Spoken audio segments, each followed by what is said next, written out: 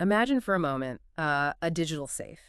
Today, it's totally impenetrable, right? Perfectly secure, holds all your valuable secrets. Mhm. But what if there was a ticking clock on that lock, counting down to when its security could just disappear? Yeah, that's a powerful image. Well, that's not some far-off sci-fi thing. It's the very real challenge facing, well, our entire digital world right now. Cryptography, the thing protecting everything from your bank account to national security secrets, is facing this huge emerging threat. It really is. The foundations are potentially vulnerable. So today we're taking a deep dive into the European Union's plan, their proactive plan to protect our digital future. We're digging into a coordinated implementation roadmap for the transition to post-quantum cryptography. And it's a very detailed It document. really is not just theory. This Yeah. is version 1.1 from the EU PQC workstream, published just last month, June 11, 2025. Very practical stuff. Our mission, really, is to pull out the most important bits of knowledge from this roadmap. We want to help you understand what post-quantum cryptography, PQC, actually is, why this whole transition is so urgent, and the concrete steps being recommended to keep data safe from future quantum attacks. Yeah, what people actually need to do. Exactly. So you'll walk away with, hopefully, a clearer picture of this complex but really vital cybersecurity shift. We'll hit some surprising facts and practical implications for, well, everyone. Sounds good. Okay, let's really unpack this then.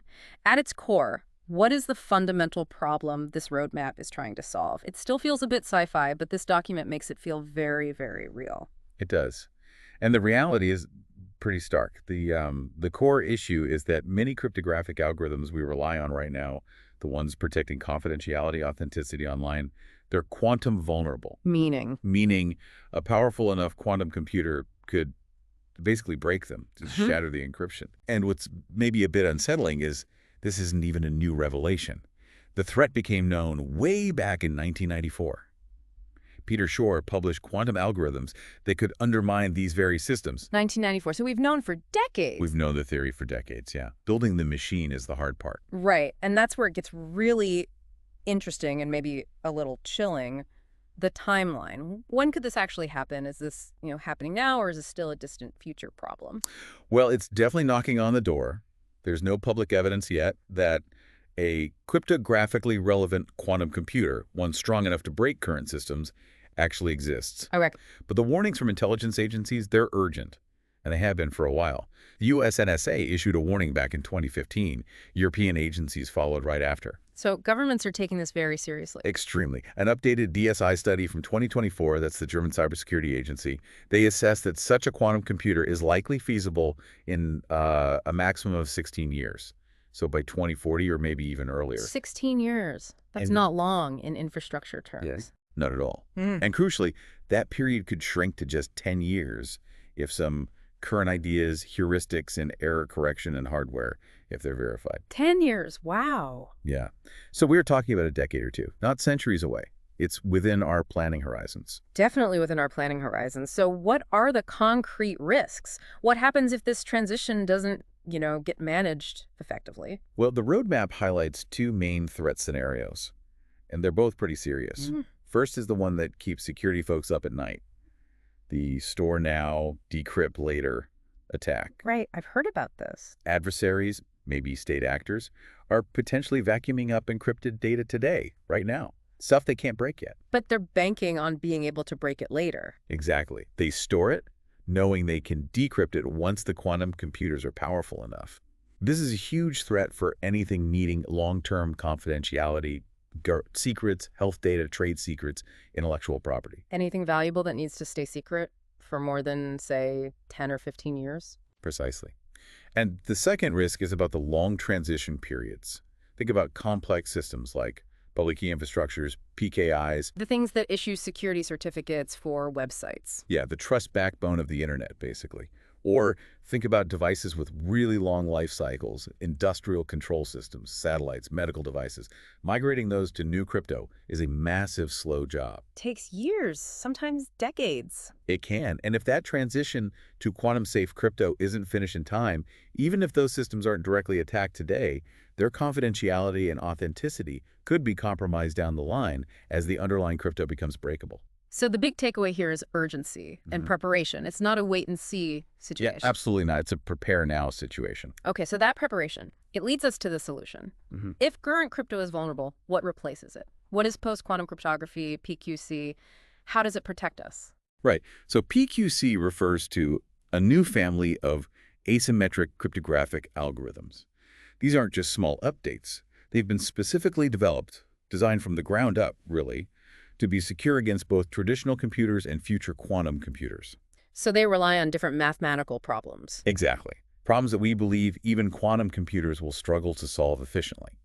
And the key thing is, PQC can be implemented on the systems we use today. You don't need a quantum computer to run PQC. That's important. It works on our current tech. Yes. And the roadmap also talks a lot about hybrid solutions.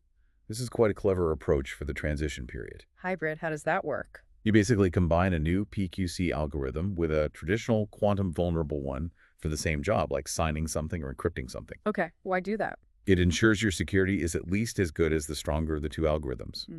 So if the PQC turns out to have a flaw, you still have the classical one. If the classical one gets broken by a quantum computer, the PQC hopefully holds strong. Ah, like a belt and suspenders approach. Exactly. It's a way to gain the benefits of quantum resistance now, while the PQC standards are still maturing and gaining widespread confidence. So PQC is the new armor, maybe with some hybrid options for now. What does this mean for, people and companies in the EU? How is the EU actually tackling this huge project? Well, the European Commission published this recommendation on a coordinated implementation roadmap back on April 11th, 2024. It's a key output from the NIS Cooperation Group, the NISCG, specifically their PQC workstream. NISCG. They deal with network and information security across the EU. That's right. And what's really interesting about this roadmap is how practical it is. Many of the steps they recommend are what they call no-regret moves. No regret, meaning they're good ideas anyway. Precisely. They improve your general cybersecurity posture and help you comply with existing rules like the NIS2 directive. Which covers critical infrastructure security. Yes. And DORA, the Digital Operational Resilience Act for the financial sector. So doing this stuff helps you meet those obligations too. Makes sense. Kill two birds with one stone. Kind of. And the roadmap also really stresses something called cryptographic agility. Agility, like being flexible. Exactly. Designing your system so you can easily swap out cryptographic components. If a new threat emerges or a better algorithm comes along, you can upgrade quickly without rebuilding everything. It's about future-proofing. That seems absolutely critical for something moving this fast. Okay, so connecting this to the big picture, what's the timeline the EU is actually setting? Are there hard deadlines? Yes, there are. It's ambitious, definitely, and it's risk-based. They're prioritizing the most critical areas first. Okay, lay it out for us. So milestone 1 is December 31st, 2026. By then, all member states should have implemented the first steps, we can talk about those, and have initial national PQC transition roadmaps. Planning and pilots for high and medium risk cases should be underway. End of 2026. That's soon. It is. Then milestone 2 is December 31st, 2030. By then, member states should have done the next steps. And crucially, the transition for high-risk use cases must be completed. Plus, quantum-safe software and firmware upgrades should be the default. High risk done by 2030. Okay, Right. and after that? The final target is December 31st, 2035. That's when the PQC transition for medium-risk use cases should be finished and as many low-risk ones as practical. 2035. And the 2035 date aligns the EU pretty closely with timelines in the US from their National Security Memorandum 10 and also the UK's NCSC. So there's some international alignment there. That is a rapid pace. Now, thinking about those milestones, especially 2026 and 2030, what do you see as the biggest hurdles for member states or even large organizations trying to meet them? What's going to be tough? That's a really important question. I think one massive challenge is just getting a handle on what cryptography is actually being used, the inventory problem. You mean finding all the places encryption is used? Exactly. Many organizations, even big ones, don't have a complete picture. It's in legacy systems, third-party software, cloud services. Finding it all, assessing it, it's huge. Okay, so visibility is step one, and it's hard. What else? Resources. This needs budget, skilled people, cryptographers, security engineers, project managers. It's not a cheap or easy fix. And then there's the whole supply chain complexity. Making sure your vendors are also ready. Precisely. Your security is only as strong as your weakest link, and that includes software and hardware you buy. Coordinating that internationally, ensuring standards are interoperable, Those are significant hurdles, too. Definitely sounds complex. So the roadmap tries to help prioritize by defining risk levels high, medium, low. How does it do that? This seems key for listeners thinking about their own data. It is key. The roadmap strongly advises doing a proper quantum risk analysis. They suggest using a method from the PQC Migration Handbook, which fits nicely with existing standards like ISO 27301 for security management. And how is risk determined? It boils down to three things. Mm. First, how weak is the current crypto to quantum attack? Second, what's the impact if that crypto breaks? How bad would it be? And third, how long will it take and how much effort is needed to migrate that specific system to PQC? Okay, so weakness, impact, and migration effort. Right. And specifically, if you need to protect confidentiality for a long time, say, at least 10 years, and an attack after 10 years would still cause significant damage, that's high risk. Like government secrets or long-term health records? Exactly. That's why those need PQC by the end of 2030. Mm. Also, if the migration effort itself is really high, maybe takes over 8 years, and the impact of an attack is also high, think about securing critical software updates. That also gets flagged as high risk. Got it. So it's about data, lifespan, impact, and how hard the fix is. That's a good summary, yes. Okay, so beyond the what and when, the document gives these tangible how-to steps. Let's zoom in on those first steps for the end of 2026. What are some immediate actions that really jumped out at you? Maybe start with getting the right people involved. Absolutely. Those first steps are foundational. Lots of those no-regret moves we mentioned.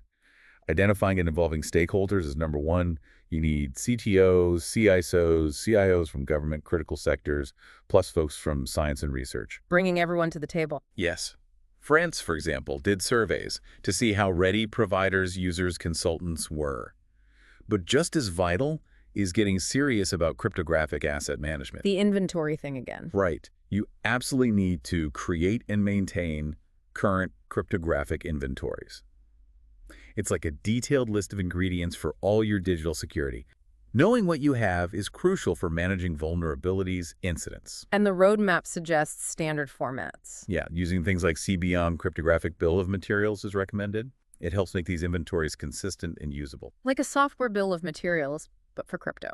Makes sense. Okay, so know your ingredients. What about understanding how things connect? Dependencies. Crucial. Creating dependency maps.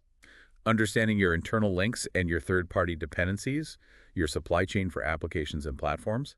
This helps you see migration constraints and plan efficiently.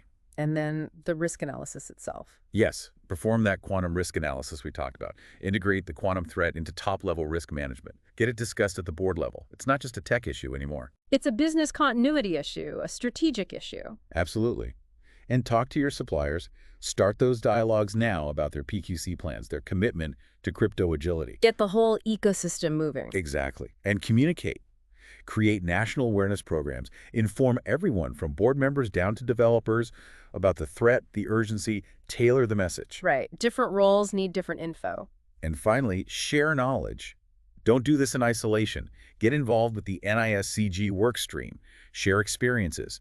Participate in standardization. Develop a national timeline and plan consistent with the EU roadmap, but adapted locally. Those are really solid foundations. Get your house in order, basically. But then there are the next steps, running in parallel, aiming for 2030 and beyond.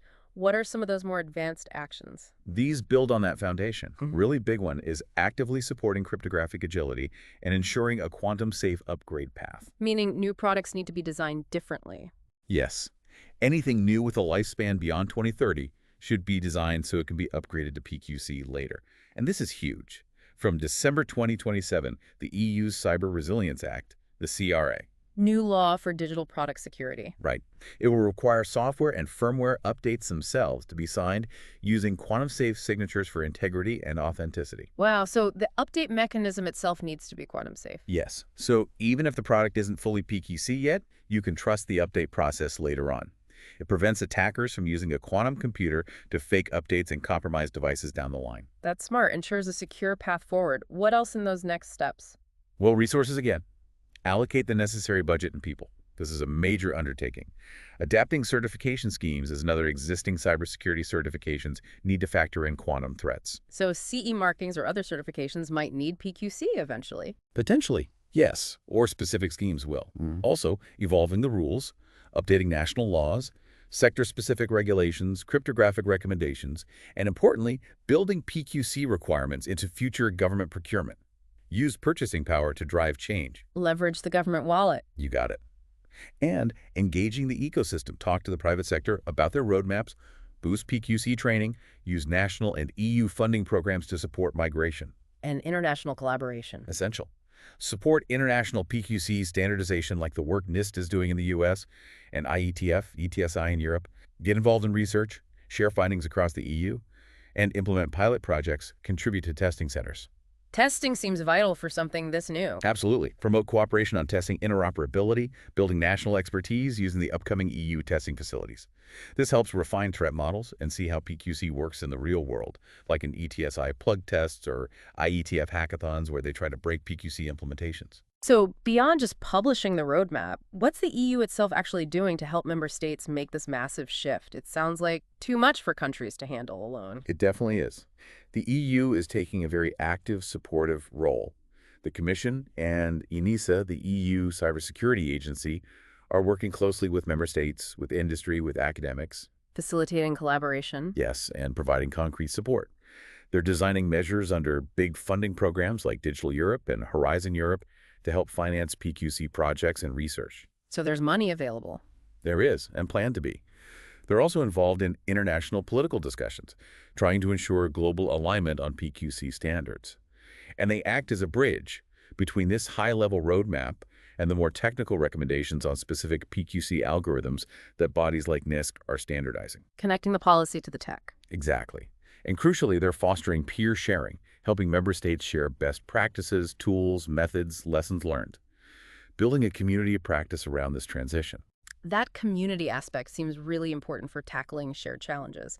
Okay, let's shift focus slightly. For you, the listener, absorbing all this, what's the single most important message you want them to take away from this deep dive, regardless of their job or industry? I think the central, absolutely unwavering message is this. The transition to post-quantum cryptography is not optional. It's not just another upgrade cycle. It's fundamental. It's fundamental, it's critical, it's urgent, and it's incredibly complex. It demands a coordinated, systematic, and really persistent effort from everyone. Not just a quick fix. No way. Yeah. The future security of, well, everything digital, our infrastructure, the confidentiality of sensitive data over the long term, it all hinges on proactive, well-prepared action starting now. Today. This isn't just a technical puzzle for cryptographers. It's really a strategic imperative for our society, our economy, our security, and ultimately our prosperity. It affects everyone. We've certainly peeled back the layers today on the EU's PQC roadmap. We've looked at the urgent quantum threat, the crucial role PQC plays, and this very detailed multi-stage plan the EU has set out to get us to a quantum-safe future aiming for 2035. It's a lot to take in, but vital information. So maybe the question for you, as you reflect on this, is how resilient is your long-term data right now? Think about it. What information in your life or in your organization absolutely needs to stay confidential for decades? Your health records, financial plans, company secrets. Exactly. And given the timelines we've discussed, is that data truly safe for the long haul against a future quantum adversary? It's a sobering question to ask. It really is. The journey to quantum safe security has clearly begun.